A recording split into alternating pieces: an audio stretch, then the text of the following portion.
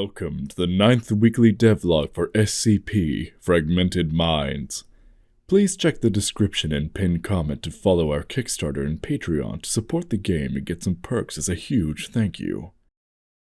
Left nearly totally abandoned after the unsuccessful facility-wide escape attempt, Site-113 was left crawling with dangerous creatures and a handful of site personnel and prisoners that were unfortunate enough to be left behind. Those who were lucky enough to survive the constant threat from the loose creatures soon found that finding a consistent source of food was extremely difficult, depending on which section of the facility they were located in. Survivors who tried to continue their journey throughout the facility alone had survival chances that were slim to none, and were constantly being starved or killed off as the months passed by.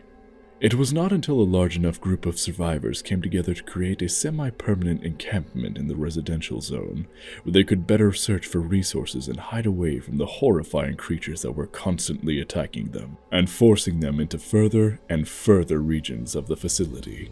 The creation of the first camp sparked the creation of two more camps in completely separate locations, by two different groups of survivors, each with their own goals, resources, and feelings towards others in the facility. Within the game, you will come across three separate survivor camps, ranging from a camp of site personnel who have banded together with leftover MTF, to a camp of savages who have lost their minds due to constant pressure from the surrounding visceral horrors that remain in the facility. These next images are two concept images for the MTF site personnel camp and for the D-Class camp that will exist within two zones in the facility. This image is the MTF camp, which is a lawful and controlled camp that is put together and strict. Your interactions with this camp will be to barter and get certain objectives for different parts of the game. The overall demeanor of these survivors is untrusting of you, since you yourself are technically part of the facility team personnel that left them for dead. The next camp is the D-Class camp, which is much less lawful and has many dangerous members that make it up.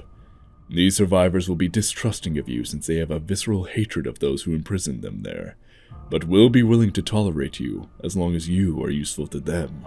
The final camp, which is having the concept made currently, is the Savage Camp.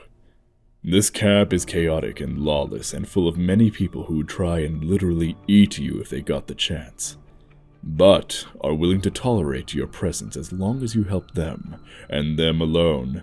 However, each camp has a single leadership figure that keeps the people within the camp in line, and you will be able to interact with these leaders to build up a certain degree of trust, which you can draw from later in the game. At each camp, you will be able to get objectives, trade, and restock your supplies. However, the camps are not a safe zone, and many things can and will go wrong in these camps, so never rely on them always being there throughout the game. It will be up to you which camp you decide to help, if any, as some may have ulterior motives that you must be aware of, and some want nothing more than to watch the facility burn. You will come to understand their motivations and distrust of the other camps as you progress throughout the story, but you very well likely will be surprised by what you learn about who you have been helping. The camps will play into the main story of the game through the options that come from helping camps in their side tasks. These tasks can give you certain items or unlock certain areas that will otherwise change the flow of the campaign and open the door to a high degree of replayability, depending on which camps you help and how you help them. The interactions with the camp leaders are incredibly important, so it's critical you do not mess up the relationship, or else things can get messy for you very quickly. Overall, the camps provide semi-linearity to the story and allow NPC interaction, which will create a rich experience overall, and will add a ton of atmosphere to Site-113, and the game as a whole, since the choices and interaction with these survivors will ultimately change the progression through the game. So it's a new feature that is extremely exciting. Be warned, however, that things in the camps are not as they seem, and every interaction and choice will have an impact on the camp or story. What they ask of you can be used for good, or it could be used for evil without your knowledge. So tread carefully, and only help those who you can trust, even if it's not what you expect. We will be expanding on these camps even more as we progress throughout development, and will begin to show how they work in terms of bartering and interaction. But that will come in another video.